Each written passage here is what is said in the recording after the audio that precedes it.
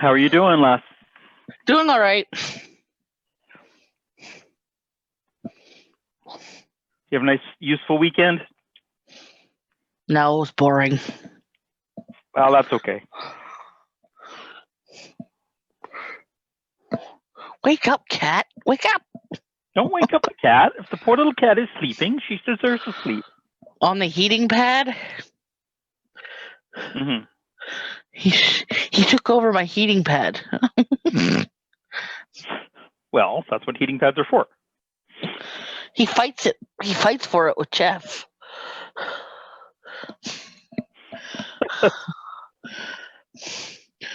Where's your little... My kitty, she's in the living room asleep. Somewhere. She's in the living room asleep. She's not in the chair beside me.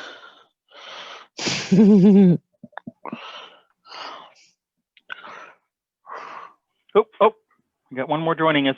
Here we go. Who? Hi, Chavez. Ooh. Everybody starts to join as it gets close to 6:30 here, 6:25.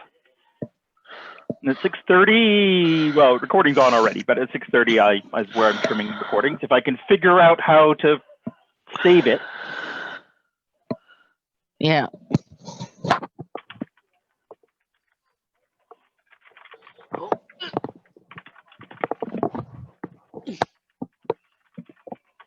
You okay?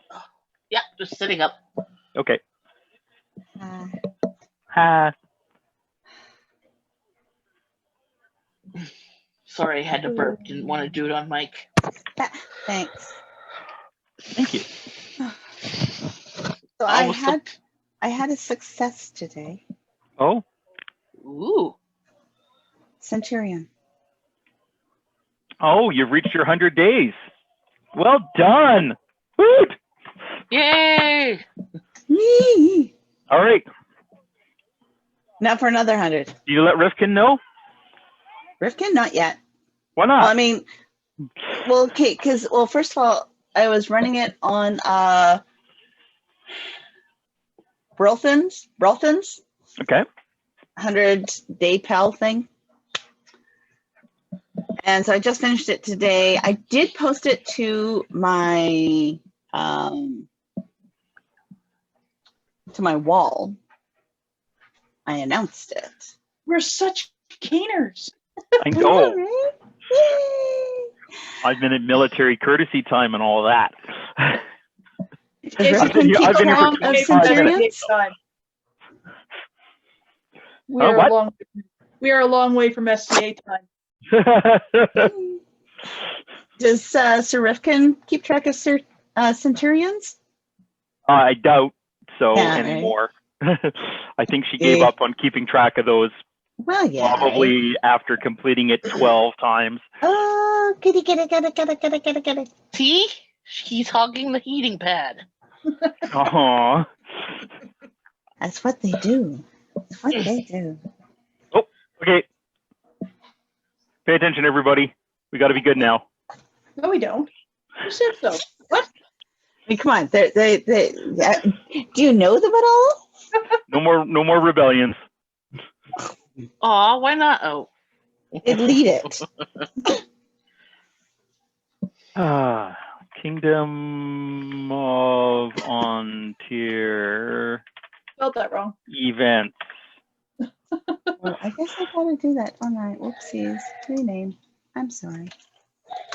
Online events. Oh, hang on. There's a separate tag here for online events. Maybe I have to create that here. What event are you creating? Putting this Lion's Den into online events, but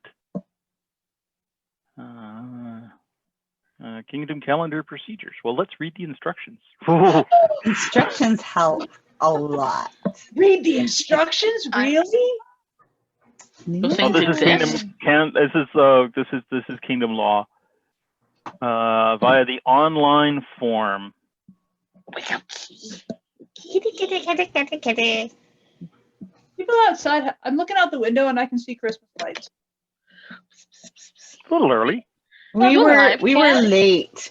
We were trying to get them up before yesterday. We were late. We did ours Full yesterday. beans. Yay, toe beans. Toe beans. Pretty chill cat there. Don't worry, Sheree. My cat kicks me in the side too when I try to go for his toe beans. Don't go for their toe beans.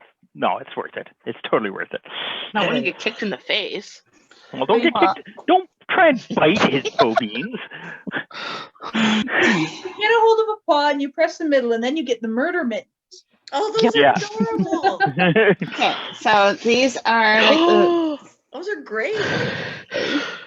Grim, look, you're a tea cozy.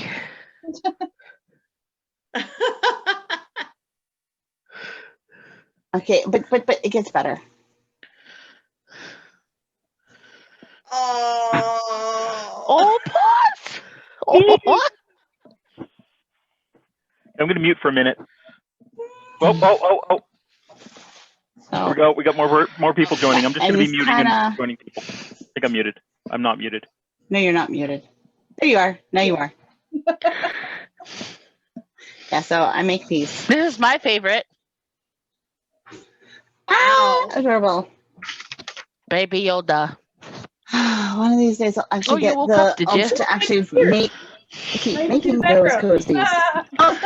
cozies. Wow, you just got up to switch positions. Big fluff ball. I love ya. Whoa. People really gotta stop moving positions. It's okay. We can do that deliberately by just going, oh yeah, and you're moving. Well, As musical I made squares. the crocodile rampant. Ooh. How often do you need that one? Adorable. Looks like he wants a hug. Crocodile? Yeah, he's like, hug. I believe there's a whole song on this subject. It starts with "Never smile at a crocodile." Have you heard of the song Ripley the Gator? No, pretty sure it's not. Why no? Mm. Oh, Rick never got back to me with that Latin. Who else do I know who does a Latin? Who else speaks Latin? Come on. Hang on. Way, you see a Wolfson. piglet? Wolfson. I don't know. We'll spend the Wrong person who type. hasn't come back yet. I only I know think that's the- Wolfson who speaks it, sort of. Ooh, we got 2 barons in here. Nice. I think one of them is actually talking to us today. Hello, B1. Hello, B2.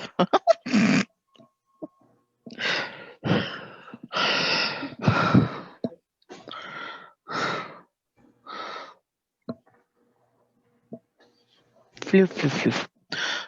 Yeah, I'm currently watching Full House on mute. Okay, I'm logged in. Good. I'm logged in. This is good. Good All start. good starts.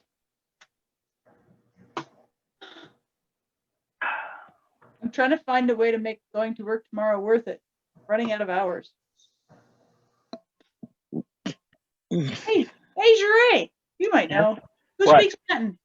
Who speaks Latin? Other than Um, not Wolfstan. who's not Wolfston? Yeah. Um, There's what's his name with Tudor. yeah.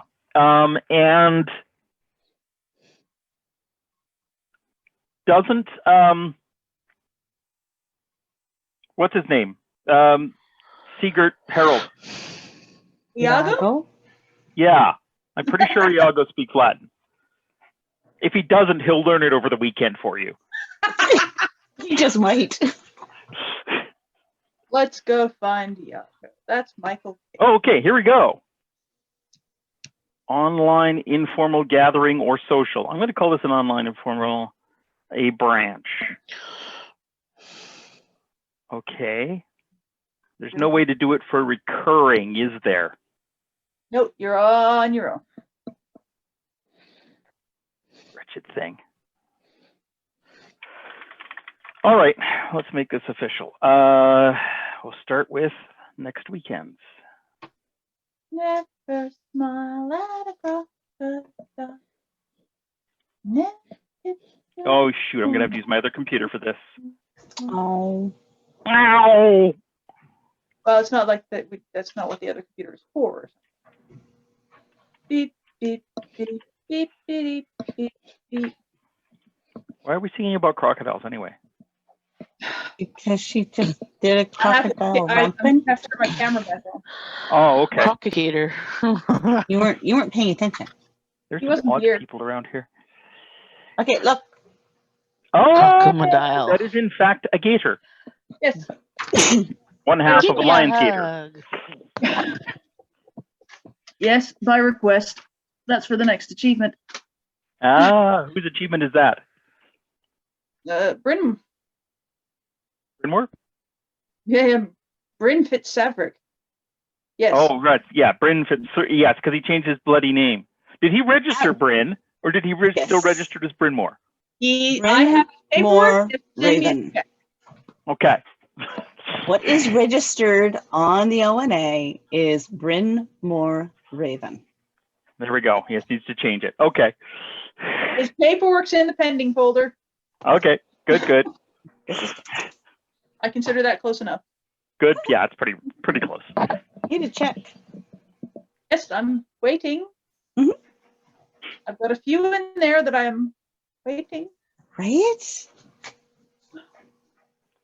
Never smile at a crack. You know, there's going to be a peer who Oh my asks for God. something that I can actually just do. Oh my god. Ah. I want to hear You'll that have to song stuck forgive- in my skull. Right. You'll have to forgive me for being a bit tired. 5:30 in the morning is a little early to be woken up to a 5-year-old actually putting it together, that these letters make sounds, and the sounds when you put them together make words, and Congratulations, you can now read. It's an important realization that that's what those mean. yeah, but Hey, Don't literacy. smile at crocodile. That's 5:30 in Peter the Pan. morning. Okay, and then he's talking I about don't how think all Drunk these has to letters. be by then. He's got all these letters on the backs of his tablet so that he knows which tablet is his. Right. Never smile at a crocodile. No, you can't 5:30 in get the friendly with a morning. crocodile. Yes, you must know the song. It is Disney. Yes, it's from Peter Pan. Yes. No, you can't get friendly with a crocodile. Never run, walk away, say goodnight. Don't and be not good day. taken in by his Welcome grin. welcome grin, wondering how well you'll fit There's a within bardic his song. skin. Yes. It's been 20 years. I remember some of it. I have metal Sharpies. I don't even know why. What? Oh goodness. I heard metal Sharpie. I also have gold paper clips. I don't know why, because I never use paper clips. Where'd you get them then? Oh, sure. They come attached to forms when people submit. Yeah, no, that's a lot though. This is not. That was a fresh bag. Unlike painkillers for cats. This is important, actually. I don't know why. Cats plugged should in not all be the in way now. pain. Cats should not be in my in pain. pen drawer. Still not quite, but closer. Oh, do. Is anybody? Oh, I should be. Hang on, I'm not monitoring. Ah. Do you need a Bad mod. co-host? Bad mod. No, I'm good. What a one. So if I'm not careful, I minimize the waiting room window, and then people have to wait for 30 seconds. 30 whole seconds? Yeah, some of them are very impatient and short. You monster. Ah, crap. What? I dropped my Sharpie box. Oh, Ah. don't drop your Sharpie box. Be Hey, careful, it's sharp. sorry to make you wait. Oh. We got more people coming. Woo! Here comes the troops. Okay. There's a lot of Sharpies. Bryony! What? It's not Friday. I said Bryony. Oh, Sounded like Friday to me too. Sorry. I'd like it to be Friday again. That would be nice. Dude, I don't want to go back to this work week. tomorrow. Let's do that. Okay, so it's totally not period, but I'm enjoying it anyway, so you all get to see. I was doing a thing for my nephew for Christmas, and I'm like, I can do iron-on transfers in color? Really?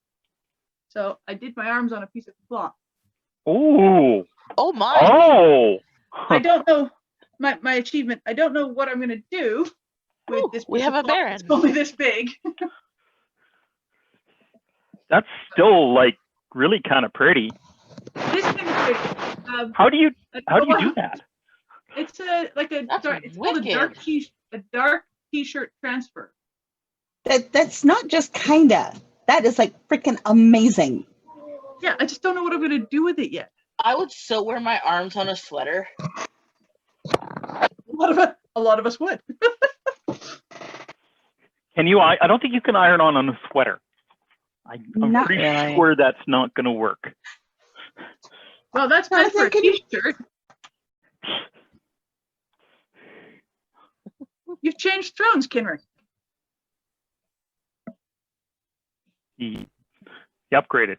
I changed what? You're on the other side than you usually are. You're an Ariana spot. Oh, I moved. Yes. So it looks like you're sitting in the other chair. Gotcha. Hang on a second.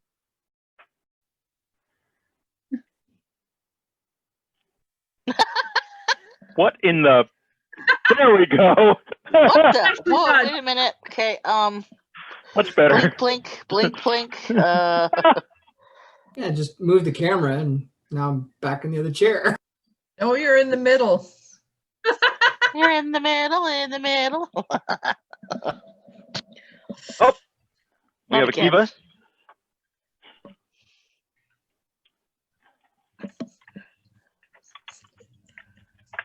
And a piece of really small dowel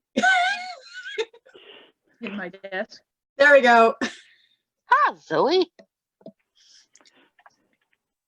Hi, everybody. Hi. I'm going to suddenly drink wine outside. It's grape juice. No, I'm kidding. Grape juice. It's grape Grape juice. juice. Juice of the grape. Very good. Good Yeah, for I'm you. not going to be A so little bit of a subtle. kick to it. Ooh. How do you like them grapes? Hi, Tan. I haven't seen you in a while. How you doing? Okay, I've been following you, but I haven't seen you. Yeah, I've Yeah. been enjoying your tapestry. It looks so beautiful. Interesting and beautiful. And Do you realize what it is? yeah, I remember you posting that it was your photo of your retina. Yeah. So what Yeah, it's- what took you from I have a photo of my retina to I want to make it into a tapestry? It started because I'm working on a show for next summer at the Craft Council. And it's all on selfies and faces through history and how we look at ourselves and that. And that's my selfie.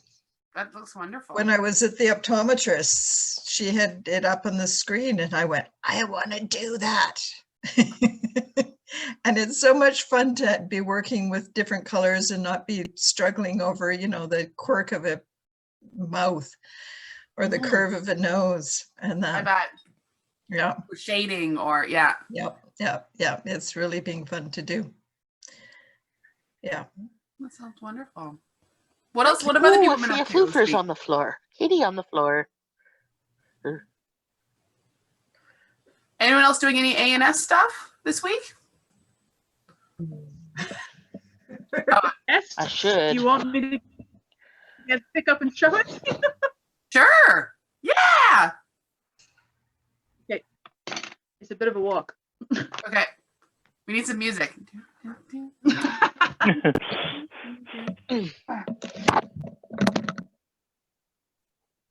I've had a bit of wine, FYI. Just kidding. Ooh, what are you working on, Kenrick?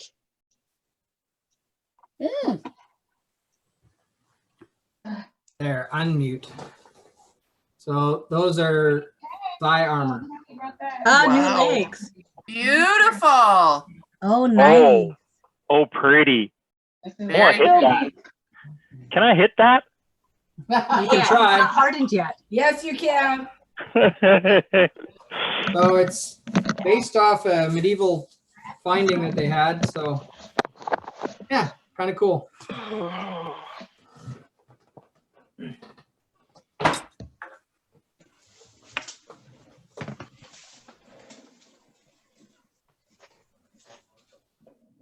Hey, Kenrick, I missed that. What are they? It's thigh armor. Oh, okay. So yeah, should be kind of cool.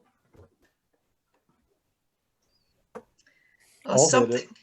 yeah, something I'll hit it. ANSy. Mm. Something something ANS I'm playing with is I had a friend print me a block on his 3D printer. Wow. Oh, That's Oh, nice. that's- Beautiful. what a concept! I never even thought you could print. You could print stamping blocks, couldn't you? Yep. I see a new Amazing. craze. Can you see the whole pattern? Yeah, it's gorgeous. Yeah.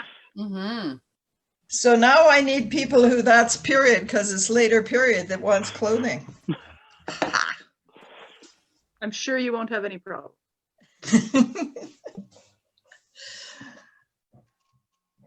I hadn't thought of that, but I think by the time we get to our next crown and whoever wins, there's probably going to be a lineup of people being like, I must create clothes for you. It's going to be awesome. Like, if you're going to win a crown, win the next crown. Like everybody, yeah, everyone's going to be ready to help. Yeah, I hadn't thought about that before. we're all looking for projects Yeah, yeah. Start training now for the first crown back. or even just looking pretty. Yeah, just looking pretty. I don't need to train for that. Oh, Oh yes. Well, okay. I better have some more grape juice. Yeah, there you go. I'm going to change the light so I'm not quite as Fine. brightly lit. Oh, that's better. Indirect lighting. It's a thing. Coffee in my coffee. It's a good thing. Jure, I Yo. noticed your shield's already upside down there. That was that riding shield that I made myself, the horseman's shield. So it actually hangs with its point directly towards the elbow, and your arm is vertical up the shield. So when I'm in a resting position, yeah, the shield's upside down. As soon as I go on guard, it's right way up. It's an interesting concept. I don't know if it actually proved anything or not. Certainly proved that I'm not going to win baronial ANS with it. But if you get armed, can you like switch arms with it easily, or can you lend it to No, somebody who's not at left-handed? all. It is the worst to try and get off your arm. Ugh. It really works best if you're sitting on a horse or you're allowed to punch people with it. It works really well for both of those things, but it does not work very well for the type of fighting that we do, unfortunately. Doesn't At work this that well time. on lifesteal either. My first one was strapped that way. Yeah, Yeah, not so much. I'm waiting for that. Well, a bladed steel is in experimental now, so theoretically, I'm keeping it. Maybe I'll be able to punch somebody with it, in a year. Who knows? Well, Uh-oh. give it a year and a half.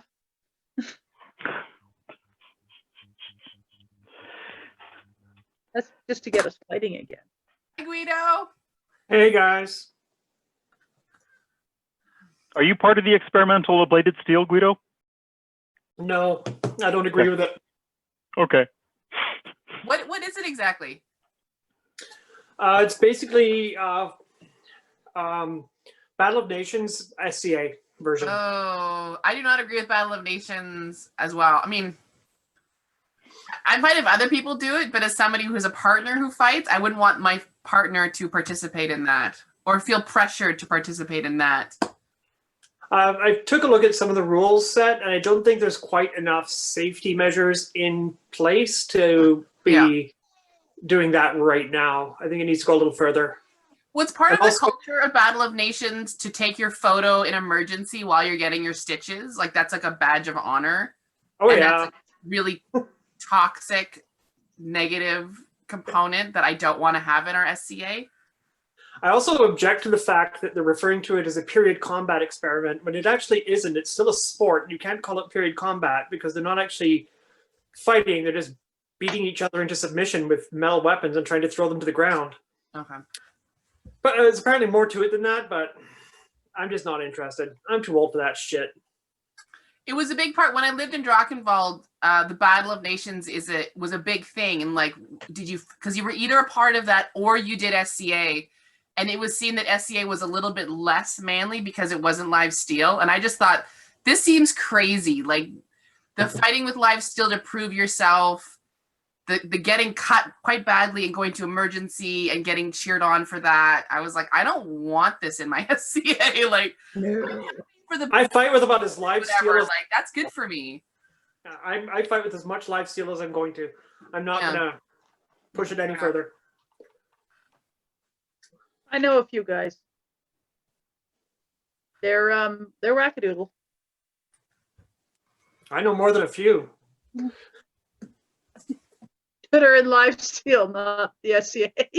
Oh yeah, I know a few. I know quite a few who are in live steel, full armored. Some sort of Battle of Nations variant of one sort or another. There's so many of them out there, and they're nuts. Like honestly, they're crazy. Yeah, we've got plenty of wackadoodles of our own. We're all special in our own way. Yes. The SCA can be the all-encompassing circus tent that encloses all the crazy in one place. Yeah. Well, I just want people to be able to stay on site, Yeah. get it, feel ouchy, and then go, sit with their friends for the evening. Like that's good for me. I think it will be an easier sport to support in Canada, perhaps. Well, yeah. Okay, fair enough. Oh.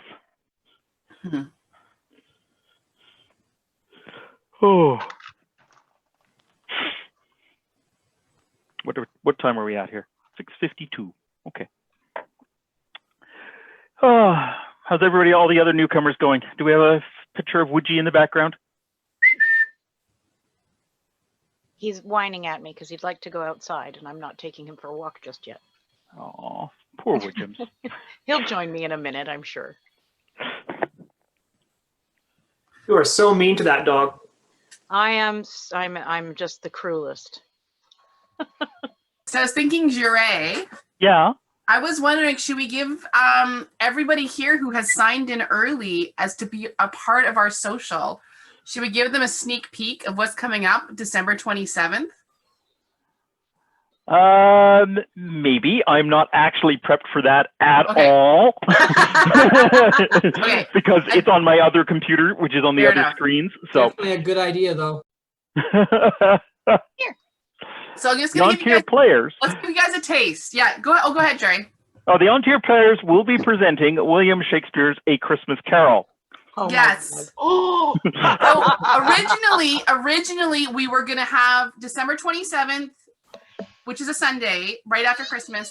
We were going to have no talks. It was just going to be with your family. We're all in lockdown. And so Jure and I approached the An Tir players with an idea of doing a Christmas Carol for the the Lions Den's talk. And they're like, well, we'll only do it if we can do it in a Shakespearean style. And we're like, okay, yes, that's fine with us. So the An Tir players, as part for Lions, on behalf of the Barony of Lionsgate, is going to be presenting on the 27th a Christmas Carol done Shakespearean style. I received my script today. We haven't announced it yet, but I thought you guys would like to show. So set it aside. It's going to be a Christmas like no other, but at least we can all get together right after Christmas. And so it should be really fun. I'm Marlowe. Are you Marlowe? Yes. I love Marlowe. It'll be awesome. Do you have chains ready? Are you going to have big chains? Oh, yes. I'm going to have so many chains. Oh, yeah. I'm so excited. I love Dickens. I'm a huge Dickens fan. So this Chains and black leather. That is what I will have. Oh my gosh, that is You so have my exciting. attention. It's Marlowe. You all know what Bree was like. I'll be one of those. No, So it'll everyone be said he was on like that. Sunday at our regular time, and we'll have the social like we usually do. We're gonna broadcast it across the known world though. So we're gonna see. We might get a few people outside of An Tir tuning in, but I'm hoping it'll be like the whole SCA getting together. Garb? Yes. Garb is always optional, though. Yes. Clothing is not. I'll just get undressed. Ooh. Hello, what? Oh, it's going to be one of those again, is it? I missed that council, by the way. Oh my God.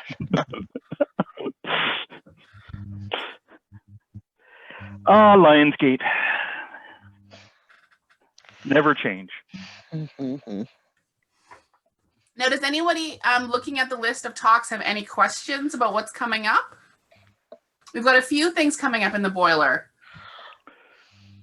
including December 20th is her mistress Vilja, and Vilja is actually from Sweden. She's Swedish, and she lived in Gotland for many, many years, and she actually fell in love at a Penzic with somebody from California, married, and has now moved to California. So she is going to be on December 20th transporting all of us for a Yule in Gotland, which Gotland is like that little island in the middle of the Baltic, which right now belongs to Sweden, but it's always changing from Denmark or Germany. But so I'm really excited. So that's also going to kind of be a Christmassy theme. So that'll be also coming up. I'm excited about that. Okay, we are now. Whew. I'm most excited the fact that we're completely booked out till March. Yeah. So we're booked every Sunday now. There was going to be a break at Christmas. There is no longer a break. Every Sunday we have something now until March 14th. we are now accepting applications for booking. Absolutely. We're trying to do roughly, I mean, sort of informally, half the talks be by people in the barony of Lionsgate. So if anybody here has an idea or would like to do it themselves, just get a hold of Jure and I. We're the ones coordinating the talks, so that would be great. There isn't room until spring, though. What time are we at? 6:57. Mm-hmm. I suppose I should do a little more research on my nettle stuff. Maybe we should check in. I see Sir Antonio. He is there. Sir Antonio, would you like any help making sure any of the technology, or do you want to check out anything before your talk? Well, I teach online all the time, so this is just, you're fine. This is just a day at work for me. Yeah, it's all good. Okay, beautiful. Now, do you use Zoom or do you use Microsoft Teams? I use Zoom. Teams is the devil. Okay, Thank you. I agree. Yeah. Teams can be the devil. No, they are. The Google one is absolutely dreadful. I've only used the Microsoft one, and I have nothing but trouble getting onto it, navigating it. I find it incredibly counterintuitive. Yeah. I know it has lots of tools that Zoom doesn't, but Zoom, you start it and it works, you know? Yeah. Right. Which is exactly what you want. No thought, get it done. In a pandemic, when everyone is outside of their comfort zone and freaking out and trying to deliver their old material in new ways, less learning curve is better. Yeah. So, we have an introduction that was written, but in about a minute, I will start this beautiful introduction for this. Who wrote it? Somebody. Okay. All right. Someone who you know, knows you and loves you. Now I'm scared. This is promising. All right, here we go. It's going to take a little bit of reading, so I'm not great at this. If ever a person was going to be lauded for their rapier wit that has made a master of defense, it would be Sir Antonio, a man who consistently uses his humor and brains to promote fairness, equity, and to show us the power of humor when it's always used to punch up.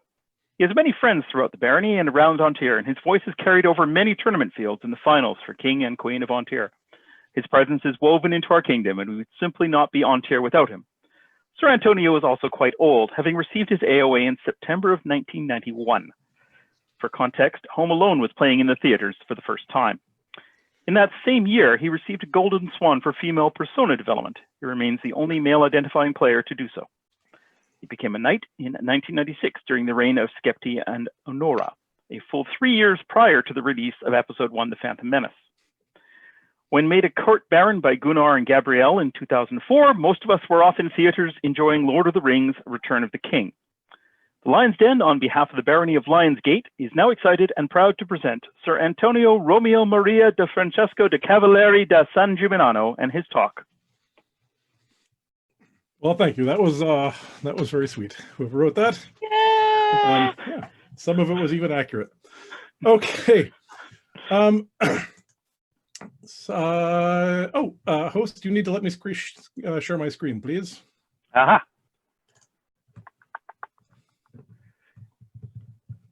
Zutalor. Nope, I don't want to do that. Hang on. You need to request a share screen. I believe it should pop up for me. Yes, I believe so. No longer an option when I click share screen.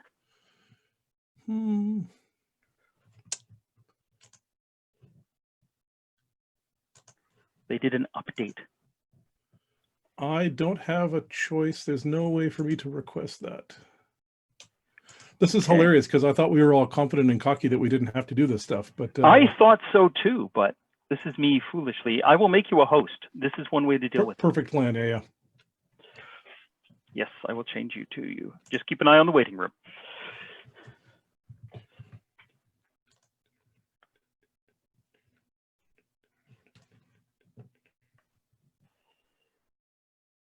And we're good. Dre, you could probably just give him a co-host and let him share screen. We're all good. Okay. All good. Oh, am I the actual host? Okay. You're the actual host. Okay, give me 2 seconds. I just want to make sure I do have the participants up. Oh, there we go. Perfect. Okay. So, is everyone's got my screen up there? Yep. Awesome. Yep. So I don't remember who this was, but a couple of years ago, somebody mentioned sort of in casual conversation this idea of the Nine Worthies, which I had never heard of. And when I started to look into it, I was gobsmacked that I'd never heard of it because it sort of is one of those things that just runs like a thread through the entire High Middle Ages. It was sort of first put forward by a guy named Jean de Longuyon in 1310, I want to say, 1312. But it's sort of been around before that, the idea that there was some sort of continuity between the pagan heroes, the heroes of the Old Testament and the heroes of the New Testament. But he was the first guy to sort of codify it. And so he made this lovely, sort of very symmetrical structure of 3 sets of 3 heroes.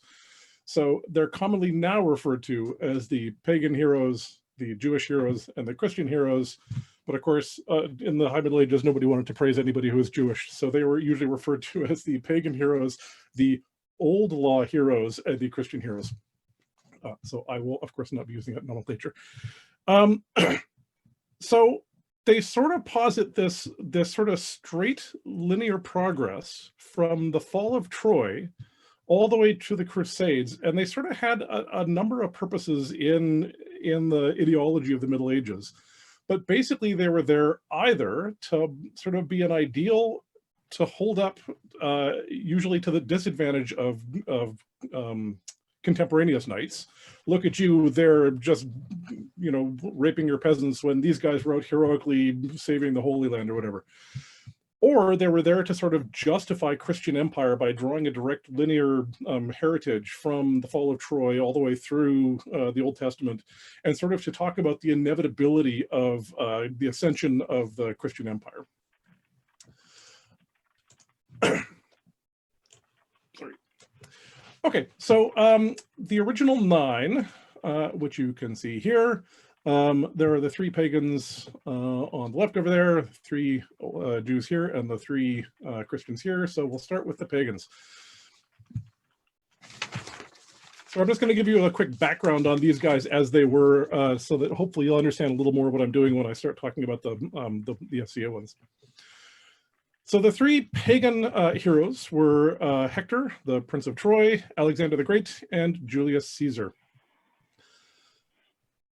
So they're interesting because they sort of start with a person who is defeated. So he's a heroic person who stands up and defends his territory but fails, through to a person who builds an empire and fails.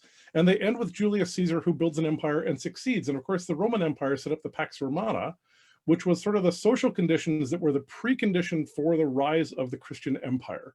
And so you can see in this first set, this sort of real linear ascendancy of the world from sort of a pagan state into a pre-Christian state.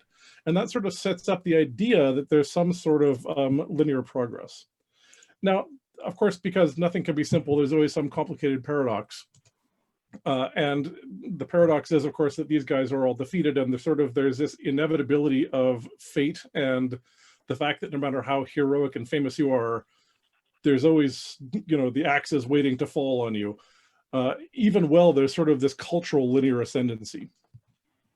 So these guys were the archetypal great soldier in the person of Hector, the archetypal great general in the person of Alexander, and the archetypal great emperor in the person of Julius Caesar. Okay. The middle set are the old law or the Jewish heroes. These are the ones I had the hardest time finding out anything really meaningful about them. They seem to, the people who are using these tropes seem to want to have them there to sort of have a linear progress, but they don't sort of get their own narratives. They skate over them a little bit because they just, there seems to be a little discomfort about heroizing them. So we have Joshua, who is the direct successor of Moses. He was seen as an idealized general who brought the Jews back into Israel, which of course later is going to end up being a precursor to the Crusades, right? So this is the beginning of that notion that the Holy Land belongs to some conquering army. In the middle, we have King David, who of course was ordained by God. And so we have the idea that God's ordination is the thing that gives you the justification for being a powerful and strong person. And there's Judas Maccabeus, who, has anyone else ever heard of Judas Maccabeus? I'm very not up on my Old Testament anything, so this was news to me. Judas Maccabeus was the guy who led the Maccabees in a revolt against the Seleucid Empire, and he restored Jewish worship in Jerusalem, which of course is the basis of Hanukkah. Everyone's going, yeah, duh, I didn't know that, so I learned something very, very exciting for me. So once again, this idea is sort of portrayed as a linear progress towards the evolution of a Christian church. And so even though Judas Maccabeus was leading a revolt so that he could have Hebrew worship in Jerusalem, it's sort of, he's portrayed in this this trope as a crusader for God, sort of a pre-crusader for a pre-Christian society, which is seen as just sort of the inevitable fruition of the Old Testament. And then, of course, we arrive at the Christians. And these are an interesting lot because much more than the previous six, they sort of span this really weird set of interactions between fictional and non-fictional people. So Alexander the Great, who of course was an actual meat person, was also fictionalized to a large extent. So there's a whole bunch of romantic stories about King Alessander having like taming griffins and having a flying metal horse. There's a whole bunch of wacky stories about him, but at least he started as an actual dude. Whereas Arthur, I mean, I'm probably speaking to a crowd that's, this is a dangerous thing to say, but there's every possibility that he's a fictional dude, right? Like we don't know really what's going on with Arthur. So he's at the very least, from the perspective of the Middle Ages, as much fictional as he is historical. But he's a totally idealized leader whose entire kingship was wrapped up around the notion of pursuing Christian ideals, of the quest for the Holy Grail, right? And then we have Charlemagne, who is almost, you know, he's like an actual European Arthur to a large extent. He built a Roman Empire. He's sort of seen as the fruition of that promise that was built into the Pax Romana. He's the person who sort of actualizes that. And at this point, we kind of have to pause because this is the point where the story comes back to its full circle. If Hector being defeated in Troy led to Aeneas going to Rome and founding Rome, and that was sort of the beginning of the linear progress which led inevitably to the Christian Empire, according to these people. Charlemagne building the Holy Roman Empire in Europe is the fruition of that promise. And so this is sort of where the story comes back to the precursor at the beginning. But also, Arthur and Charlemagne are interesting because as kings who did very little on their own, but sent heroes out to do amazing stuff, they sort of are these funky stand-ins where you have Arthur actually sitting on the horse, but by implication, you also have Tristan and you also have Gawain and all the other guys. You have Charlemagne on the horse, but also by implication, you have Roland in the background. And so there's this idea that sort of these guys are, it's sort of a movement away from Hector, the guy on the ground holding the sword, up to somebody who's sort of more kingly and sort of more running things in a large scale. And then we have this guy who, again, is a little bit weird because up until this point, we've had all heroes of story and romance and an amazing fame. And we arrive at the last of the Christians, who's Godfrey of Bouillon. Now, Godfrey of Bouillon was quite a storied individual in the Middle Ages. Fame didn't survive quite so well into the modern times. But he led the First Crusade, of course, and he ruled the Kingdom of Jerusalem. But his role here isn't really so much to be a stand-in for great heroic ventures. There's a bunch of stories about why he died, but one of them is he ate a poisoned apple. So like, it's not a big, exciting narrative going on with him. But he's the fruition of this idea that the role of knights is to further the Christian Empire, to take those first 8 people and that story arc that was sort of built into that set of 3, and to carry it forward. And so he's the goad that sort of is used to stick into the butts of contemporaneous knights to say, look at this guy, this is the fruition of this heroic arc, and you should be continuing that. He's the tie into the modern times for them. So that brings us to the end of the original 9 worthies. Anybody have any questions or things that I skated over or that are confusing before I move on? Well, good. Okay. Cool. Okay.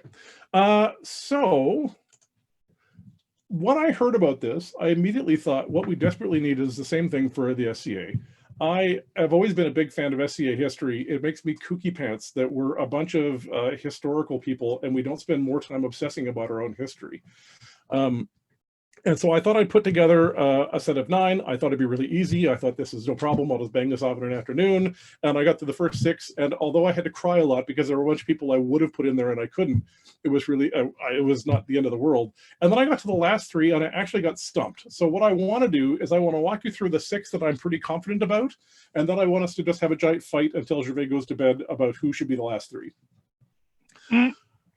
Okay. So there's a smart way to do this. If the 9 worthies are divided into 3 sets of 3, and those 3 sets of 3 are the pagan, the Jewish, and the Christian, the obvious analogs, if we're going to talk about An Tir, are the SCA up until An Tir, the Principality of An Tir, and the Kingdom of An Tir. But I'm not going to do that because, of course, I have a bunch of preconceptions about what I want to do, and that didn't tidily fit my categories. So I'm just going to arbitrarily change the categories, and they're going to be these set. I want to talk about the founders, people who were at the first event at Diana's house, the emergent society and the mature society. Now, what I mean by that is, if COVID has taught us anything, it's that the society is still reinventing itself and that we have lots of room to sort of figure out who the heck we are. But I feel like in the first 20 years or so that I was in the SCA, there was still a lot of latitude for us to not know exactly what we were doing here. People showed up in terry cloth tunics. There were still a lot of Scottish ninjas walking around every event. And up until, the 20th year, Tolkien was considered documentation almost as much as like Capwell was. So I feel like in the last couple of decades, we have a much clearer idea what our purpose is. So in the era of the internet and of much wider interkingdom travel, I feel like we've got a much more cohesive society now than we had in those early days. So the emergent society to me is that era when we were still sort of working out who we were. All right, so the founders. I don't think there should be any debate about the first one. I'm pretty sure we all know who the patron saint of the SCA is. If we're going to have a person who is one of the Nine Worthies, it's got to be Diana. Diana Listmaker, it was her party. I don't know if this is who else has spent any time looking into this. Is there anybody who doesn't know the story of Diana Listmaker and her party? Please tell me no. We all know? Good, okay. I find this wacky.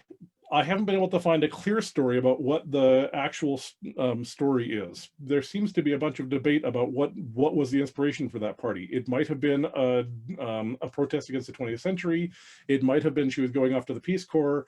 And if you ask people, everyone has the story they know is 100% true, but then other people have the other story they know is 100% true and nobody seems to know.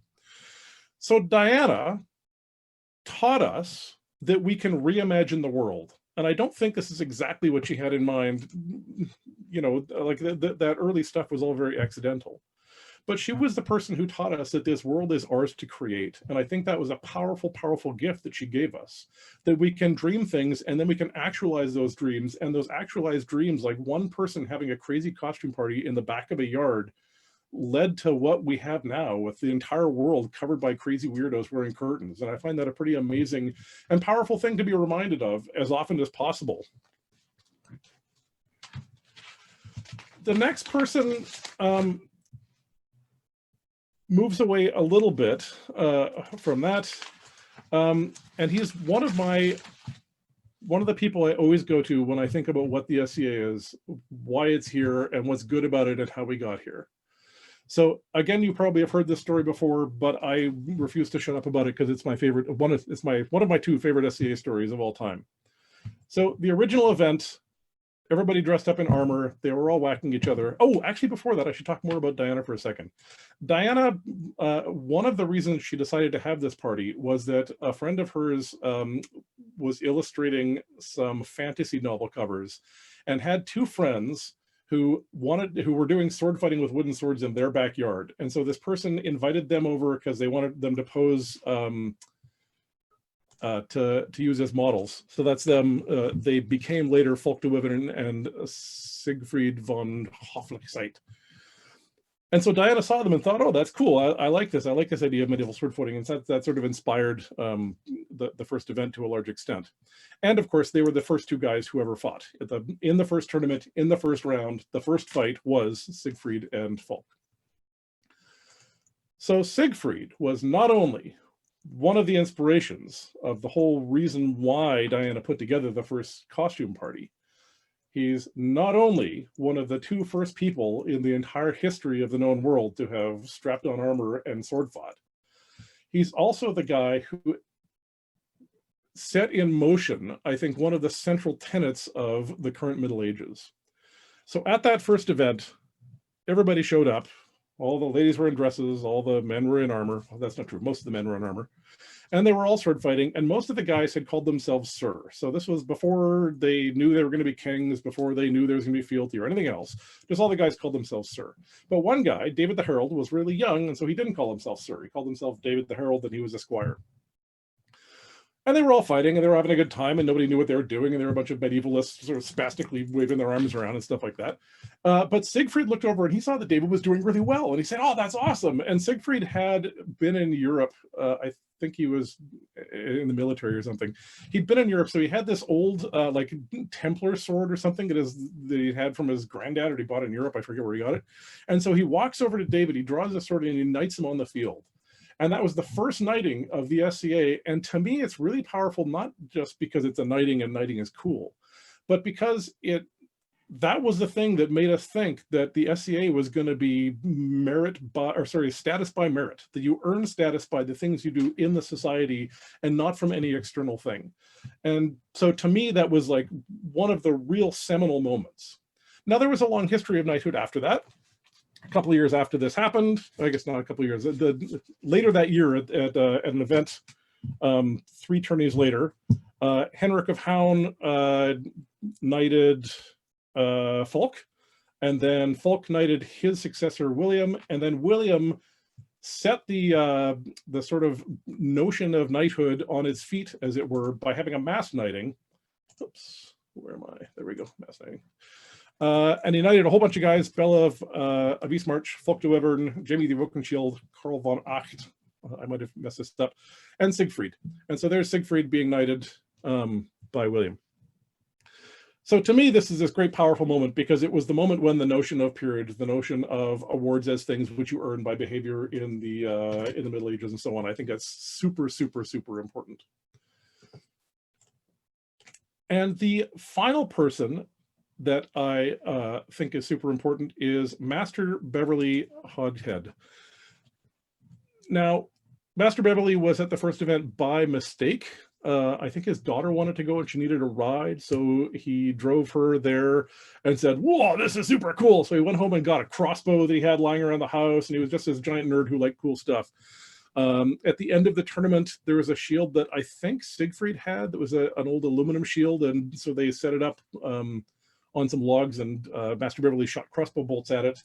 And I don't actually know if this is true. I've tried to find out whether this is a true story or apocrypha, and I haven't been able to find any evidence either way. But apparently he's the guy who invented the portable hole, so we can thank him for that. At that event, when William was doing the mass knighting and was knighting Siegfried and all those other guys to establish the Order of Knighthood, he also established the Order of the Laurel. And when he did that, he laureled 2 people. One of them was, who's the other one? I've forgotten the other guy's name. He was a musician, but one of them was Master Beverly, and so he was one of the first two laurels. And so as we arrive at the end of sort of the founder's triad, I like this because it establishes the major values of the SCA. Although Diana didn't get a Pelican for another 20 years after this, ultimately her service was the thing that set the SCA in motion. Siegfried was knighted shortly after this, but it was his act of independently thinking about creating an order of merit that created the shape of the SCA and the aspirational quality that I think is so central to all of us in our ventures here. And Master Beverly brought a crazy curiosity and an interest in things medieval, but also sort of not medieval. And that notion of the creative anachronist, that we're doing history, but we're also not doing history. That it didn't matter whether the crossbow was historical or not. It didn't matter whether a portable hole was period or not. The notion that we were sort of playing with history rather than dogmatically adhering to it, I think is a really important idea. And so to me, these 3 people, and I find it super interesting, just in the first day, they'd already sort of set the shape of the SCA, even if they had no idea they were going to do it again. And even if it was all completely accidental, it's very exciting to me to see how this set of accidental decisions created so much of what we now take for granted. Okie dokie.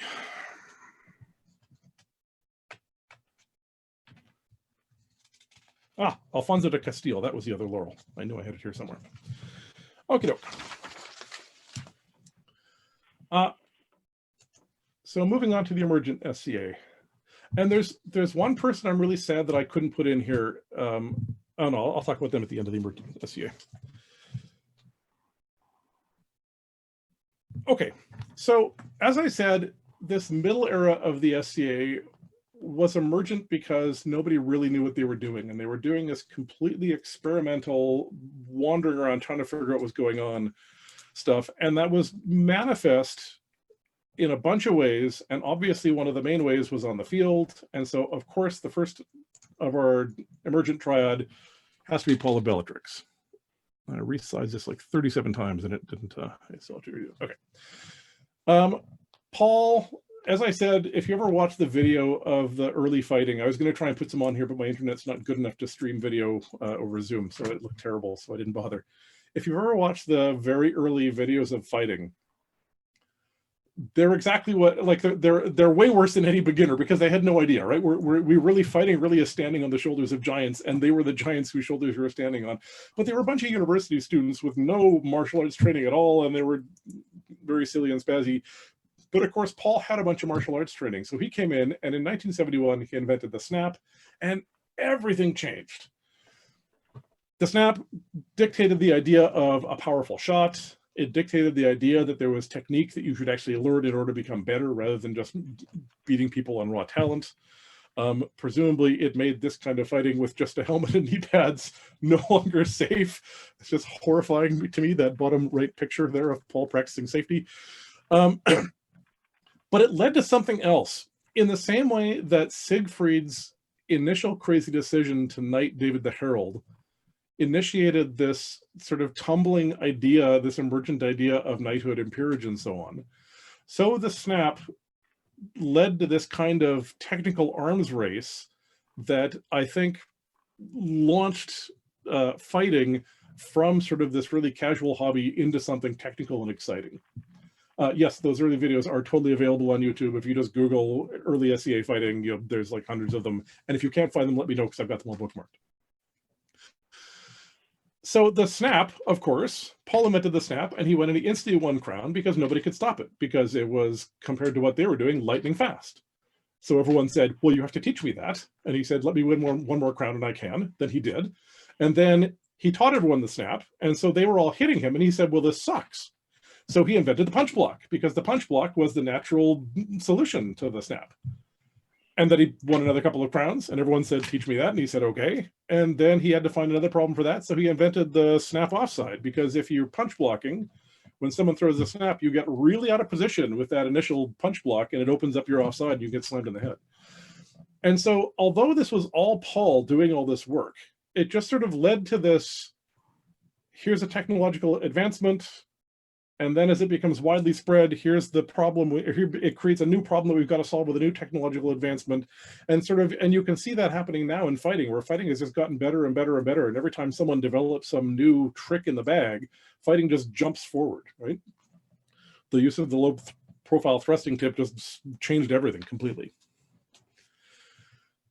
Now, once fighting was established in that way, the next giant leap forward was our next member, who is Torgal. Now, this is the first person who sort of is distinctly An Tirian, but he, again, completely changed fighting. When he moved the sword into the high guard, everything changed. But what interests me about him is actually not fighting. I mean, obviously the fighting is super duper important, but it's all the other stuff. Because if I had to have one person stand in for what An Tir is like, I think I might make it Torgal. Torgal gets drunk and he's kind of a dick sometimes, but when he's not, he's super smart and funny and awesome. And sometimes he gets drunk and he's not a dick. And his fighting was just so full of attitude. I used to hang out with his friend, Sir Clifford, who was his squire. And Cliff would tell us these great stories about him. And one of them was, he said, they were driving to practice, and Torgal said, let's just not talk to anyone. We're just going to go there. We're going to put on our armor. We're going to walk out. We're going to stand in the field. We're going to refuse to talk to anybody. If somebody comes up and says, how you doing? Just get in guard. We're going to beat everybody. We're going to get in our car, and we're just going to drive home. And sort of that's like, it's this very archetypal Torgal thing that he's just going to like see what happens. He's going to mess with people's heads. There's, to me, this picture just sort of typifies him pretty much. And there's an even better example of this, I think, that sort of makes me, it sounds like many dukes that I know, yes, Brianna. There's maybe an even better Torgal story. And again, to me, this is like, I don't, if you've traveled, you know that An Tir is kind of the barbaric cousins off to the north that people don't like to talk about. And Torgal is all of that. And so at one time at an event, Torgal showed up to an event and he said to Clifford, Clifford had these very servile, feudal views of what it was to be a squire. And so he did sort of all of Torgal's gut work for him. And so Torgal said, put the tent here. And Clifford said, are you sure? Are you sure? And he said, no, I put it here. This is when Torgal was king. And so Clifford goes, okay, Your Majesty, because you don't question your liege. So he puts the tent up, and in the morning he's there, he's polishing Torgal's helmet. And the marshal comes up and says, I'm sorry, you're gonna have to move your tent, my lord. He says, oh, I don't think I'm gonna have to. He polishes the helmet. The guy says, yeah, you have to move your tent. He said, I don't think I'm gonna have to do that. He says, your tent's in the middle of the Eric. You've got to move your tent. And so Clifford leans back and says, Your Majesty, there's an officiant here who thinks you should move your tent off of your Eric. And so this hand comes out of the tent holding the crown and says, tell him to put it somewhere else. So they had to move the ark. And I mean, that's like, it's a total dick move, but it's also a classic dick move. And it's just like, that's so completely Torgal. And I think that kind of like fairly irreverent, like skating on totally offensive, but in like a way that's like, you got to admire in some way, is very, very much the attitude that I still kind of see in An Tir and admire deeply. And possibly one of the reasons why we all sort of are willing to put up with it was that Torgal is a freaking amazing artist. And so he was one of the people largely responsible for taking a bunch of geeks in curtains and turning us into a beautiful bunch of peacocks in lovely stuff. So these helmets up here, I remember the first time I saw one of those, it was Skeggy, and he was wearing it. And like now they're really primitive, like compared to the kind of gorgeous wearing art that we now have, it was pretty plain, but it had garnets in it. I thought, you want me to hit you in the head with that? What, really? Are you crazy?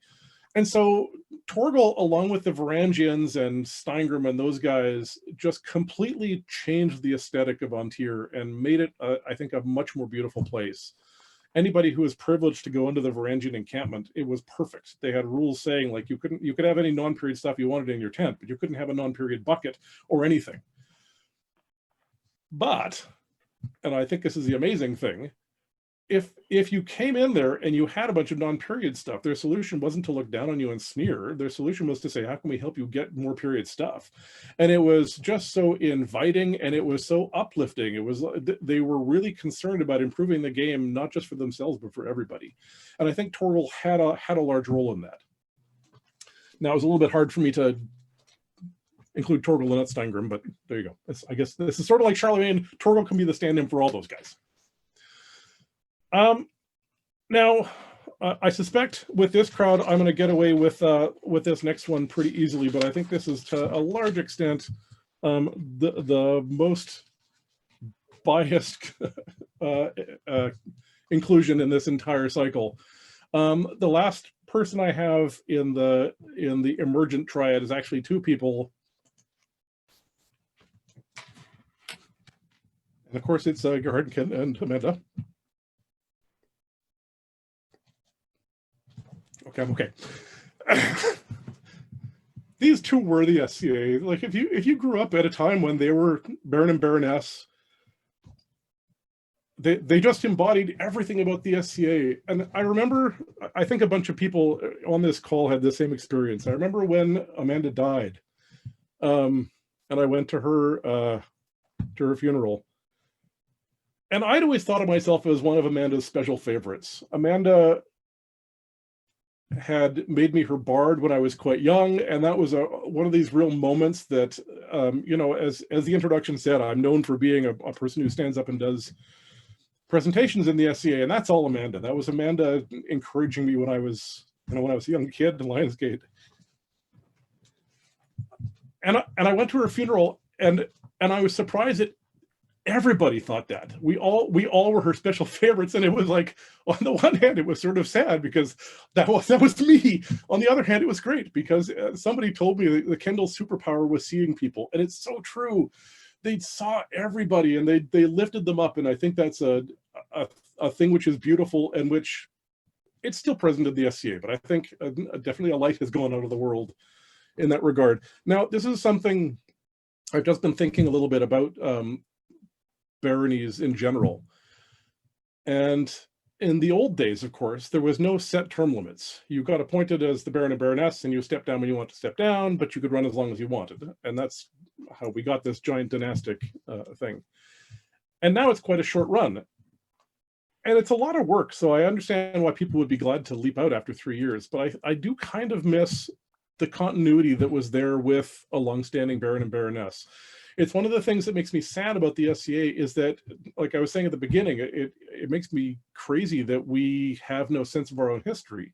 And part of that, I think, is the lack of continuity. Our crowns change twice a year in non-pandemic times.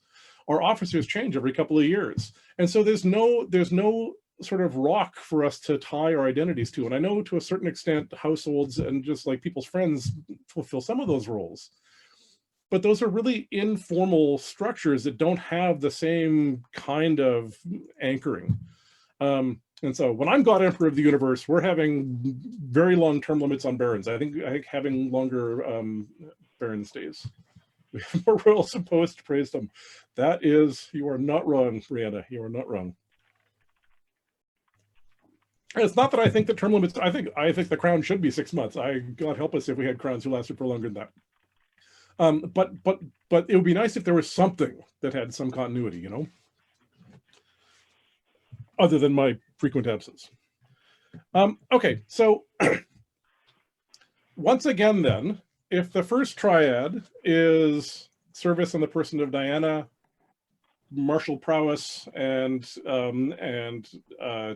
merit in the person of Siegfried, and artistic and scientific endeavors in the person of Beverly, the second one is martial prowess in the person of Torgal, martial prowess, artistry, and just plain attitude in the person of Torgal, and that spirit of loving inclusion in the Kendalls. And of course, they had everything else as well. They also had martial prowess, and they also had artistry, and they also had everything.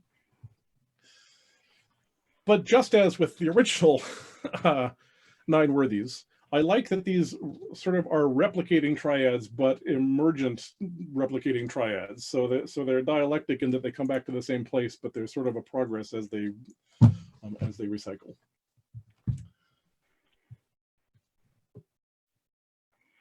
Yes, that's very true. This is a very regional, definitely a regionally biased thing. I did front the fact that this was biased. Somebody is saying that down south. Oh, you can all read the chat. Okay. The Mature SCA. So the Mature SCA is really interesting to me. As I got to sort of the third triad in the SCA Nine Worthies, I ran into a bunch of problems. The first problem is perspective. You know, every year they put out lists of like the greatest movie of the year. And then if you go look at those from 10 years ago, you're like, what? Because they lack the historical perspective to actually make intelligent decisions, right? So like looking back now, it's much easier to see that stuff. So I can see Torgal through a much clearer lens now than I could when we were, you know, at events together. So it's easier to sort of look over the span of people and say who had a giant influence that we can now see. It's much harder to imagine who's going to have a large influence as we move forward. And of course, this is made far worse by the fact that my involvement is sporadic. So like I have the people I think should be on this list, but I'm looking through a pinhole to sort of determine who would be potentially on that list. And I'm 100% sure there are a million people who totally are now looked at as deeply inspirational humans who I've never met. And the third one is a good, bad thing. The SCA, when it was founded, was not very diverse. And I mean that in almost every way, right? They all were the same socioeconomic class. They were all white. They were all from the same town. And the men did the men's stuff, the women did the women's stuff, and the men's stuff was fighting and the women's stuff was watching fighting. And that basically was it, right? There wasn't a lot going on. And one of the great joys of the SCA, and this is especially, it seems to me fairly recently, is that we do all kinds of stuff now. So it's hard to sort of pick a person. It's easy to look at Paul and say Paul was central to the emergent SCA because combat was central to the emergent SCA. But what is the core of the SCA now? I don't know. Is it, I mean, there's rapier and there's equestrian and there's the bardic stuff is way more advanced than it ever was. And there's people doing brewing. And so it's hard to sort of pick a person who would be a stand-in for such a huge yeasty concoctment of cultural ideas. So I think basically I'm going to throw this open. That's most of what I have to say. I have two people who I want to put on my list, but I have giant problems with them. So my proposals are Sven and Rifkin, and I put them there. And well, I'll tell you why I don't want to put them there in a minute, but I'll tell you why I do want to put them there. Sven is really just, to me, if you ask anybody who's familiar with the fighting culture of An Tir, who is the person you want to fight the most? the top of most people's lists, I think, is Sven. He's fast, he's technical, he's fun, and he's just he has no ego. He's the nicest guy who will kick your ass ever, in a way that very few people at his level sort of have that complete absence of snottiness. He's a second generation Duke, exactly. And Misty, I constantly look to Misty for inspiration, Rifkin, for a bunch of things. She's the person who spends more energy on trying to figure out how to be an ideal knight of anybody I know. But more importantly, her desire to be the most perfect knight that she can be. Again, it's like the Varangians. I was saying that they had this encampment, and they used it not to sort of lord it over other people for not being adequate, but to lift other people up. And Misty's desire for perfection in herself is manifest in building perfection in other people. And so I talked earlier about how in the emergent SCA, we sort of were in isolated groups. And now one of the things that's an amazing change in the SCA is that we have a lot more cultural unity. As we have travel and as the internet, you can watch somebody in Texas doing a fighting class. And so there's a lot more sort of cultural interaction, for better and for worse. Misty was one of the early people who sort of started that in the fighting community by inviting instructors to come into the Pacific Northwest, and sort of led to that being a much more major idea. Yeah, and the only bad thing about her is trying to spell her damn name, as Brian has just demonstrated. Every time I try and write her name, I have to look it up again. I think they're terrible choices, though, because although Misty inspires me for all kinds of non-martial reasons, for the most part, they're just two more knights, and I feel like knights get more credit than they deserve in the SCA, and so that's sort of that's something that I would want to address. As I said, diversity is one of the issues that I feel is sort of probably should get more shrift. I'm going to pop, in case anybody cares, these references into the chat box. If you Google the Nine Worthies, these are all the early ones you're going to get. I didn't do a whole lot of serious research on this project. But if you're interested in more stuff on the Nine Worthies, you can do that. And now I want to just open the floodgates, and I'll stop sharing. And why don't you tell me who you think we should put in that last set of three? Because I'm dying to know other people's thoughts.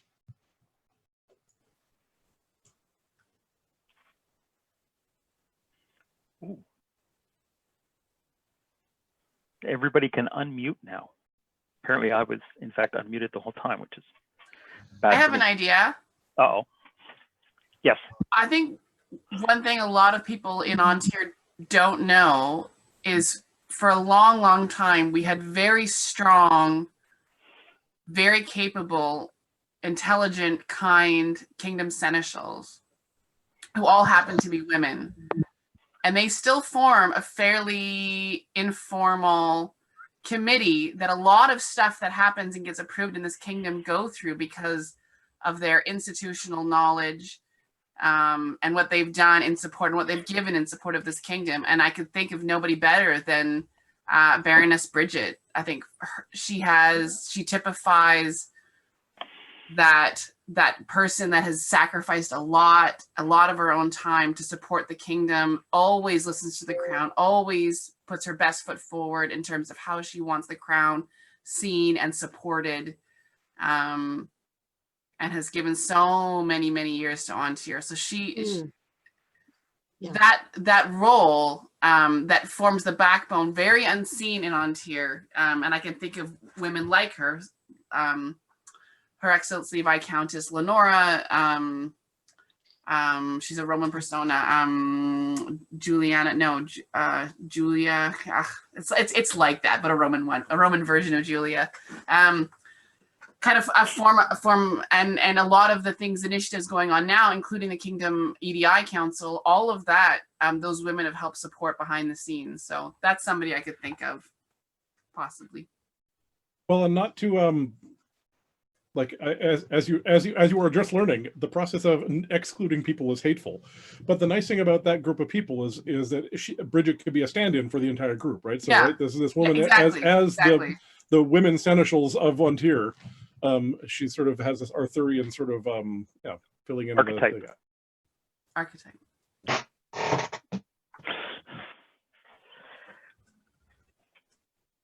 Yes, Julia Semprona. Pronia. She's also Herald. Yes, that's who I was trying to think of. Yeah. I would not envy anyone the task of narrowing down archetypal SCA people in An Tir who have impacted the kingdom with that classical perspective, with that idea that this is seen from the distance of years later, that they fit that. That is a monumental and terrifying task, Toby, and you are a brave, brave soul. Well, I did chicken out on the actual hard part. Well, so the thing is, my first encounter with the Nine Worthies was in my late teens when I met Edward Ian Anderson for the first time, and he asked me who the Nine Worthies were, and he says, not historically, because there were more than one. There's more than one Nine Worthies. Went with one that's the most common and religious and overarching. Other people reference them, saying these are the Nine Worthies of Polar of So on the artisan scale, it's someone like Eduardo with his cooking, his costuming, everything he touches that turns to art. And everyone has their own Nine Worthies. So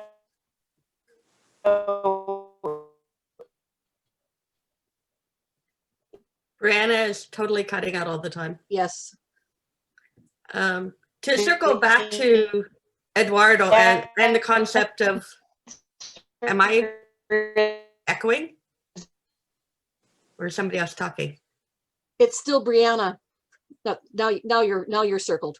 Yeah, Brianna's doing something weird. Okay, like everybody does have people that inspire them, but one thing I would say about Eduardo, as well as Ariel de Courtenay, because they really did it together, was activism in the SCA towards diversity. The whole push to inspirational equity came from An Tir and from those two specifically. And now we are more active towards diversity and inclusion on all kinds of fronts. But when they did that push, it was a long slog. And I think when we talk about people who are inspirational beyond just personally, it has to me, be an impact on the kingdom at very minimum, not just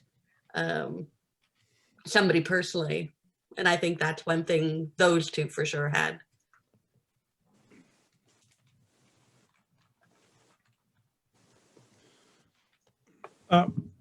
Something Brianna, I think, was saying, I couldn't quite catch it because she was cutting in and out, was the notion of the personalized Nine Worthies. And it's true. I mean, I don't think we're going to leave this meeting with an actual set of 9 people who we're going to have be the codified Nine Worthies of An Tir. Throughout the Middle Ages, there was basically one Nine Worthies. There was a couple of substitutes. Sometimes Godfrey got yanked out and they threw someone else in, and the Germans threw someone else instead of Arthur. But by and large, that canon was more or less set. There was a lot more loosey-goosiness with, they set up a 9 worthy women as well. And that one was much less stable. But the 9 worthies in the Middle Ages were a very stable set of people. So, as I said, I mean, this is a very biased list that I've presented. I don't actually think that other people would come up with the same list, and that's totally cool as far as I'm concerned. There is one thing I would have. This is ironic that you mentioned equity. I've actually forgotten the king who did this. One of my other favorite SCA stories, and somebody I would have liked to have put into the emergent SCA, was the guy who decided that there were going to be women on the field. There was this big stink when some women decided they wanted to fight, and a bunch of guys said, "No, we're not going to fight women." There's apparently still men who say it they was won't fight Paul. women. I don't get it. It wasn't Paul. Or Kevin Peregrine. I thought it was William the Lucky. Anyways, Might be, yeah, one of those three. So there was this big debate over whether they're going to have women on the field or not, and the king said, "I'll think about it and I'll tell you at Crown." And he stood up at Crown and he said, "I've thought about this for a long time, and I've thought about both sides, and I've decided that there are going to be no women on the field today." And there was a giant gasp, and everyone said, "Oh my God!" And he said, "And there's going to be no men on the field today." And everyone said, "What? You sure? It's a Crown tournament. We need some people on the field." And he said, "There's only going to be fighters on the field." And I think that's a great story. However, as I said, I was stuck with the three people I was already determined to have in there. So damn it, he got cut. Editing is hard. Damn it. Sir Antonio, I had another idea of somebody who certainly helped transition the kingdom from emergent to mature. Is Duchess Anharad. Has been there through thick and thin, and is still to this day. She's been the Baroness of her region. She's there as counsel. She's active as a Lady of the Rose, as a companion of the Rose. And she's somebody who has been there for An Tir through thick and thin. I thought she deserved a mention. You stole my idea. I already typed that a little while ago. He did actually. Did you? And it wasn't always easy for her either, because she had some tough times. Yeah. Sometimes self-inflicted, but that's another story. She might have been involved in some of those. Yep, that's true. Not easy at all. One of the things that I've noticed in the SCA, the number of power couples that make a huge change, often in their local area, but sometimes kingdom-wide. Like Bridget and Cedric are stronger together than they would be individually. And often that's a king and queen too. Well, heck, I'd have to say that about myself and Curtis. Yeah. We are far greater than than we as a couple than we are individually. Yep.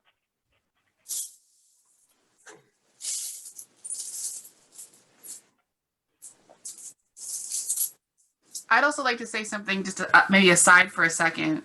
I think when Jure and I were thinking about first doing these talks together, we really wanted a way to kind of get the barony together and checking in with each other through these times. Tonight has been such a warming of my heart, and I feel so much joy learning more about the kingdom than I ever knew before. And it's just really great to see you guys. And Tony, I'm so glad that you were able to present tonight. It's just been, I've been sad sometimes and I've been happy sometimes, but it's just been wonderful. And I'm really feeling just so glad that we put this whole thing into motion.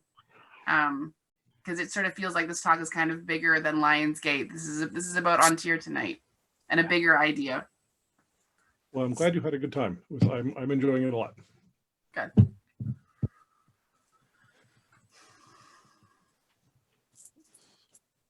Anybody else have comments about this?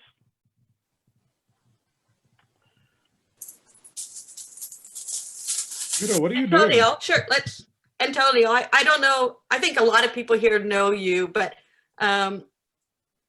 was Sven the first time you spoke at a Crown, or who was the first person to ask you to speak for them for a Crown Finals? I'm pretty sure it was Skepti, actually. Yeah, there was a period where pretty much every Crown I was speaking for somebody, but yeah, no, I did spend a bunch of times. I think it was Skepti though was the first person who asked. There was a period where I was doing a lot of Norse poetry, for those who don't know me, and again, I mean, this was largely at the Varangian encampment, and I was reciting a bunch of Norse SCA history poems. I wrote one for Steingrim and Sif's wedding. And stuff like that. So they were very excited about me doing things like that. And most particularly the lineage of An Tir, which most people have heard Fiach do more than you at this point, but that is, I think, such a good classic piece for An Tir. I am the pre-Fiach, it's true. I'm like his opening act. I have to share with people who may not have been there, a Clinton War, where you were part of one of my favorite courts, because that was the court where you were you were supporting Sieglinde when she was asking permission to marry. Yes, yes, yes. And her family were against the wishes of her family. And right. when you took out that bottle and started dabbing yourself with woad and said, then you better guard her, that was like, we just lost it. That was one of the most perfect moments. And then you had to go and turn into Sir Antonio and do things about the rapier like within 15 minutes. And the flip over was just incredible. Well, and it worked because they got married. So that's the important part. Yeah, you looked a lot better than just being daubed with woad later, though, after she painted you. Yep. Alrighty. Are they still doing the lineage at current events? No? Fiat drags it out fairly often. I think they've tried to do, you should do one for Thierry, because there have been many attempts at one, but they don't quite capture it for me. This is there's a lot of sit and sat in the wording. Right. Yeah, my hope was that was going to become a tradition. So I did it. There were several crowns in a row where I did it, or several coronations in a row where I did it. And I assume that everybody here knows this because we're in An Tir and we're infected with Norseness, even if we're not Norse. In Iceland, there was the law position of the law speaker who every year at the Ola thing would speak a third of the law. And so their job was to be the oral transmitter of the law. And so it was always my hope that we would have a lineage speaker that would be part of coronation, would be somebody who stands up and their job is to orally present the lineage of whatever the area is that that the event is in. But sadly, it's a lot of work to memorize that, so it never really caught on once I stopped doing it myself. So it is part of the Thierry ceremonial. Was it? Thierry. Yeah. Oh, good. The entire lineage of the coronets of Thierry from Oakon. It is not in the ceremonial kingdom, but it is very frequently done. Good. Somebody at Thierry Bard did it to Bohemian Rhapsody, if I remember right. It is traditionally the job of the Thierry Bardic champion to interpret the list in however they feel. That was the Baron of Sigurd when he was Thierry Bardic champion. Nice. It was a very good rhapsody.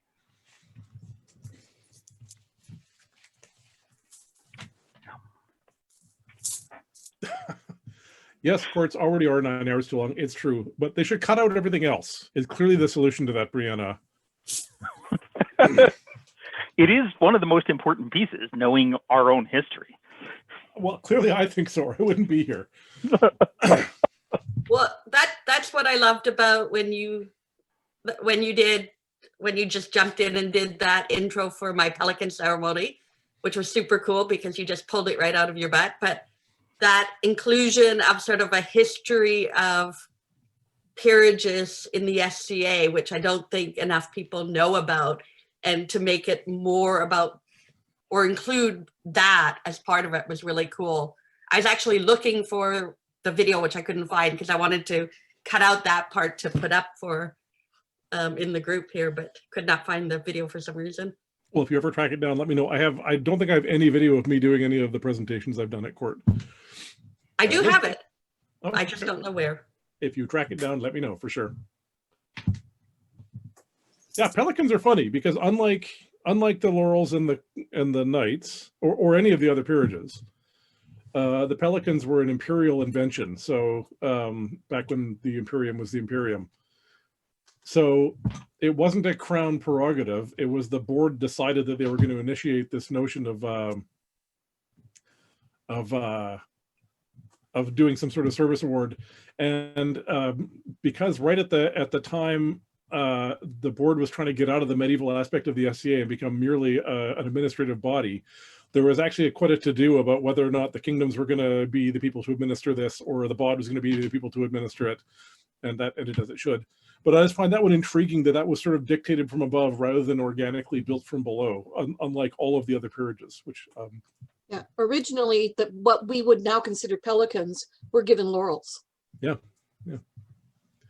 Well, and I've often thought, and I'm sure this will be controversial, I've often thought that the peerages should just all be knighthoods, which is what they did in period, right? You didn't have to fight to be a knight. You just did some stuff that people liked.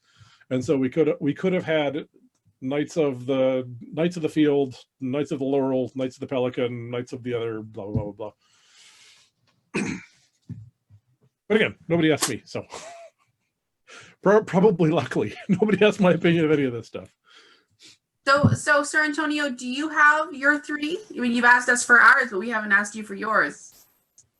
Do I have my 3? No, I mean, other than, no, I had to waffle too much. And again, like, your suggestions are so much better than the ones that I had put forward. I think one of the problems is that I haven't interacted on sort of a high level outside of my immediate social sphere. And so when I hear you talking about people who are like the movers and shakers, who are that group of women seneschals, the last kingdom seneschal I was aware of in any real way was what was his name? The guy who had the run-in with Malin. Gwillem Moore. Gwillem Moore. Oh, let's not bring that up. Oh, come on! Through the lens of history, it's hilarious. It's hilarious to me. Of a memory. So yeah. So I mean, I find it intriguing hearing other people's perspective on this. I think ultimately it's a stupid project. Like it's a great project for this kind of informal people thinking about what the SCA means to them and thinking who stands in for that, and thinking about the values that we want to represent and so on. I think that's a super valuable project. But the idea of trying to put together these sort of big H historical overviews of the present is always a problematic idea, right? Perhaps if we approached it from first deciding what it is that they're representing. So for example, you were saying, some of the things that we are people who are, the diversity.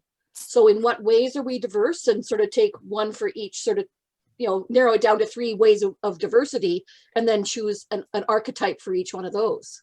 Yeah, well, and I thought also that there's lots of people now who do lots of things, but my point was more, I don't think that we can now know who are going to be the archetypes of the future, right? So like the trying to deal with this for this decade is always going to look silly in the future. I think we can say now with some certainty who the really big players were in the first 5 years and in the next 30 years. But in the last decade or two, I think it's a fool's game to try and sort of define how this stuff works. H.G. Wells wrote this great history of the world. I don't know if anyone's read it. In the preface of the first one, which he wrote in 1939, he said, "What we need is a unified history of the world, and obviously nobody's qualified to do it. And I'm a writer of fiction, so I will, because I'm the least qualified, so I'll take it on." And he revised it a bunch of times until he died. And in the introduction, he said, the interesting thing about history is that it always says more about the era in which it's written than about which it's written. And I think that's sort of the problem of trying to solve this problem now in the modern era, is like, how do we say anything intelligent about this group of people without the lens of experience? So my guess is that batch of seneschals, who's the movers and shakers of like the invisible powerhouse of the SCA, I'd be kind of surprised if that didn't emerge as one of the people we look back on and say, yes, those totally shaped how the SCA worked. Yeah. But who knows for sure, right? In 2007, I did this survey of the top 10 fighters in the SCA, and it started because Arminius had just joined, and he was all about Sven. When did he get knighted? How old was he knighted? And so to him, Sven was his Torgal. And I thought, okay, it's been a while. Where does Torgal still, I wondered what that would be like. Torgal still ended up, he and Sven were like the only ones with everybody's top 10 list. And then largely it was all dukes, maybe a count. Max was the only non-royal, but it was interesting to see how that went from 2007 to the start of An Tir to see how many of these old time guys still made it in. Yeah, for sure.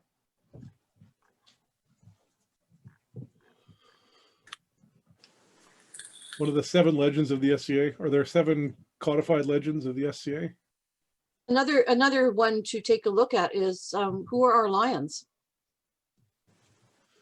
And Yeah. just taking a view through the years of who were made lions, because that's what, 2 of them a year? I thought about that when I was putting this together. I thought about going to look at the lions. They're funny though, because lions largely are made at the whim of the crown, right? So not to diss the choice of the crown, but like it's supposed to be potentially biased. I mean, when Darius put it together, he said, I want an award that I can just give out without sort of the hassle of a council. So, and I know like Cava, I think, consulted with the batch of people before.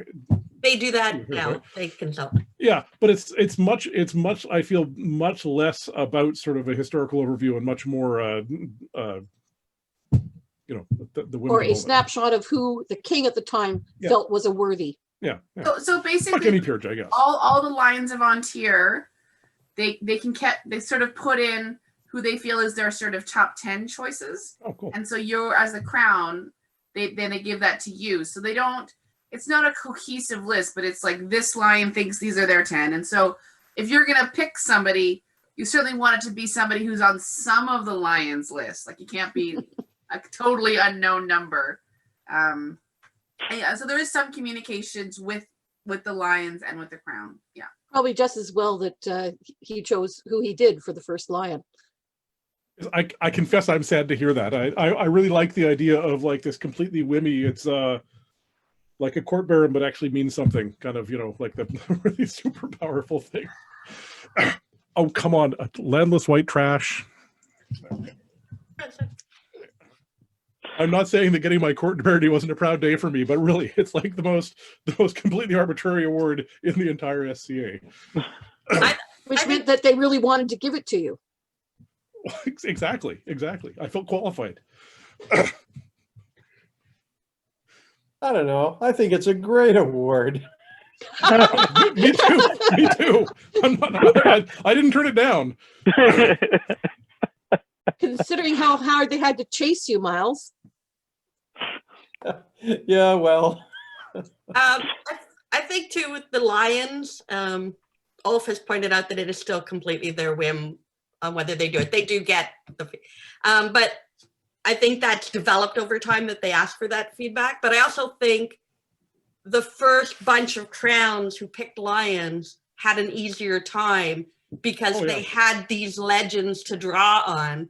Yeah. And now it's more like you get to this, there's not that history anymore. And I think there's a lot more delving into who could possibly matter to a lot of people, at least in my view.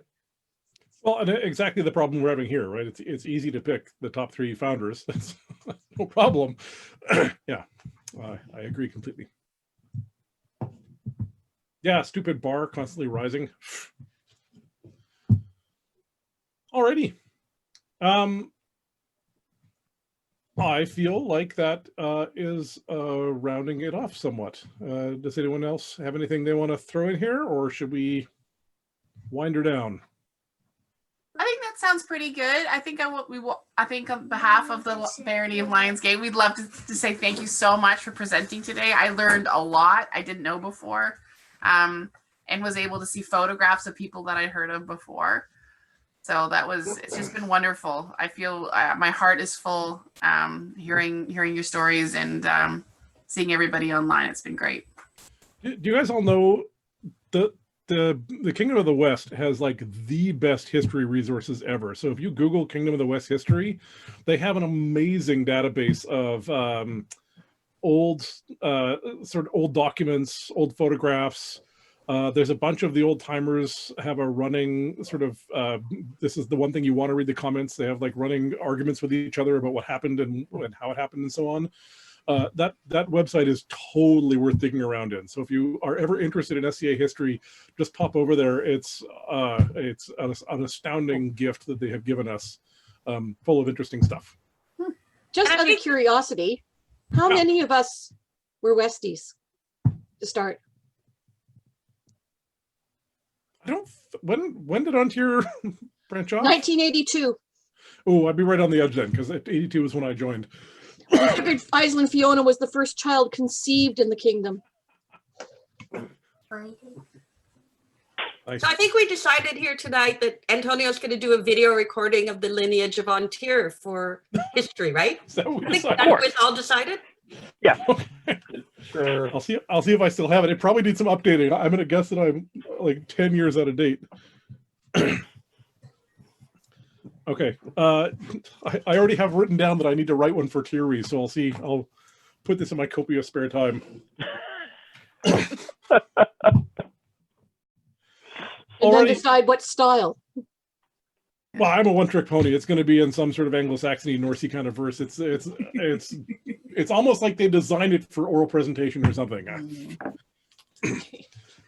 Okay, well, thank you very much, Antonio. If you are free to go, thank you so much. It's been wonderful. Thanks You for can coming. stick around and talk to us. Thank you very much, Antonio. It was wonderful. Yeah, it was great. Great. It's a good concept to think of. Yeah. So, okay, I will catch up with all of you guys later on. Thank you.